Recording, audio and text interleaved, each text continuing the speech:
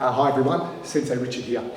This is the next video in our stretch series. Luke and Susanna Preriton have also done videos, so they're coming at it from obviously a health professional and a physiotherapist point of view. I'll be coming at it for a bit more of a karate point of view. So I'll take you through some of the techniques that I've worked on to improve my kicking and flexibility over the years. It's all great information. The more information we give you, the more you'll be able to work on improving that flexibility. I'm going to work on 3 parts. I'll do a basic limber up or warm up. Then we'll do some leg control exercise for strengthening up all the muscles involved with being able to hold your kicking positions, and then I'll give you a quick stretch at the end. Any information that doubles up, no problem, okay? The more information you've got, the better it'll be for you. Alright, so we'll start off with basic warm up. You need to get your muscle nice and warm, okay? So increase the temperature of the muscle, increase the blood flow. So we can do that by running, okay? So basic jogging forward, jogging back. You can go for a run around the block, but you want to mix it up a little bit. You can work some sideways running.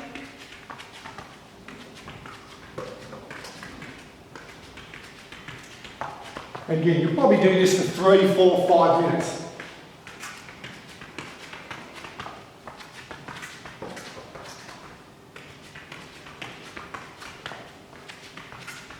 You gradually start increasing the tempo so you can pick the knees up a little bit more now.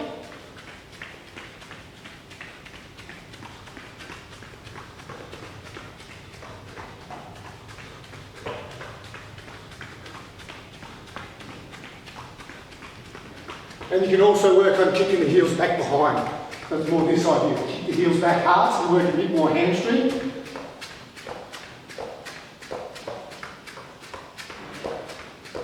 You can work on shuttles, so you can work on running, touching down, running, touching down. So it's all about just warming up the body, okay, increasing the blood flow, getting a bit of a puff and a pant, so you're ready to start the next phase. What we start doing now is a little bit more dynamic sort of movements. So instead of just jogging, we jog a little bit, circle hips around, circle hips around. Now you can go inside out, you can go outside in. Doesn't matter, it's just about trying to loosen up the joints a little bit, get the muscles working a little bit faster, a little bit harder. We can also start doing some kicking here, so all we're doing is we're jogging forward, swinging the leg up. Again, jogging forward, swing it up. Jogging forward, swing it up. So again, just putting the muscle under a little bit more load. We start off low and then we start working it higher as we go along. Good. Okay, we can also do this sort of dynamic stretching or dynamic kicking up against the wall. Dynamic movements, really. We can hold on to a dance beam or a balance beam, or we can just hold on the wall. Doesn't really matter. And we start swinging the leg through.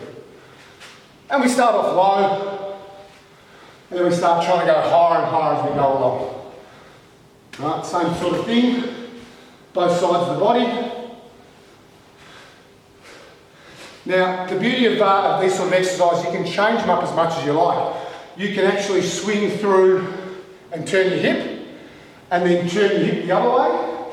So you're actually making it more like a hamstring movement each time, or you can actually turn your hip through on one and leave it back, so you swing back and you get more of an adductor or a groin stretch, right? You can even work against the wall and kick the leg up backwards. So you can mix it up as much as you like, and you want to try and go through all the range of movements that you use for your kicks, right? So like a side kick type action, like a front kick type action. And you can gradually just increase it. And again, joining one kick to the next kick, or just working single. It doesn't matter, you mix it up, okay, as much as you like. So your first part was to warm up, get the blood flow and the temperature up. The next phase is to start working the range of movement and putting the muscles under a little bit more load, a little bit more tension, okay? And that will have us warmed up, ready to start our class, all right? The next part we're going to work on is the leg control exercises. These are really, really good for developing strength. A lot of people think you just need to have flexibility to be able to kick. Flexibility is really important, but you also need strength to be able to maintain good form when you kick. And that's something that's often neglected. So when we do these leg control exercises, it's about flexibility, but more importantly, it's about the strength that's required to hold your body in that position. We'll deal mainly with Mawashigeri, or the roundhouse kick. So what we do, I'll just go a little bit more angle here. What we do is we want to be against the wall. Again, it doesn't have to be a beam. You can just be holding onto the wall. The wall's there just for a bit of balance. We're not using it to hold ourselves up, just to keep us in check, yeah? And all we do is we pick our leg up to a roundhouse kick position and we just kick it out. Maybe 10 times. It's not hard kicking, it's very relaxed. But the important thing is we maintain our form when we kick. So body up nice and straight, knee up, and we kick out. And it's really just the knee extending and flexing. We don't want to be moving the rest of our body around. Just that kicking technique, and that action of having to hold that knee up means you're working on the strength in all these areas, yeah? So you can do sets of 5, sets of 10, doesn't matter. You can also warm up or start off just holding the knee. Okay? So you just hold the knee up maybe for 5 seconds or 10 seconds. Another variation we've got is to actually kick out and then extend and leave the leg out. So again, that just increases the load that it's under. So an example would be that I do my 5 kicks, 1, 2, 3, 4, 5. Number 5, I leave it out.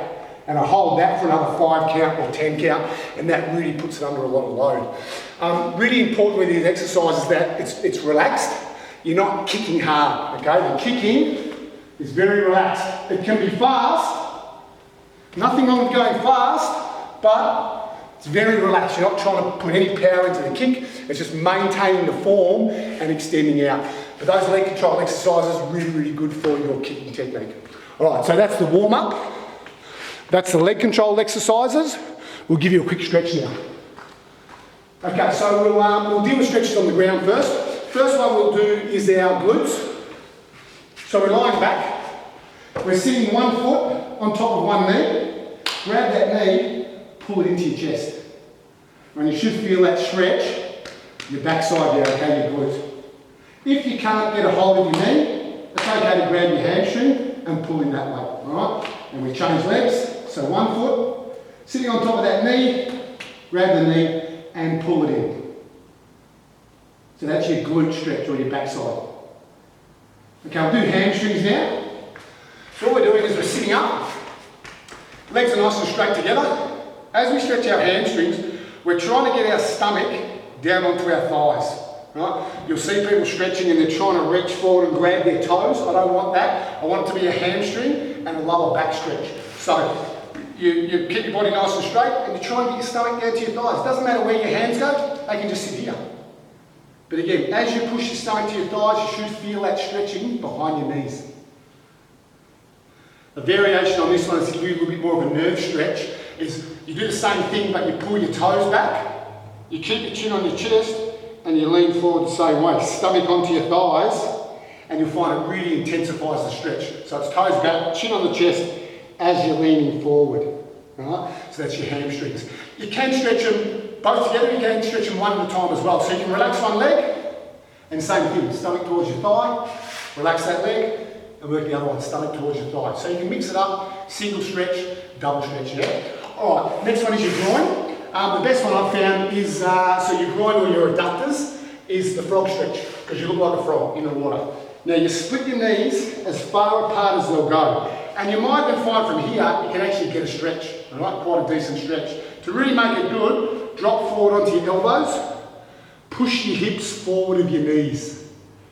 Alright, so really important you keep your feet together on the ground at the back there and then push the hips forward. So from sideways on position, looks like this.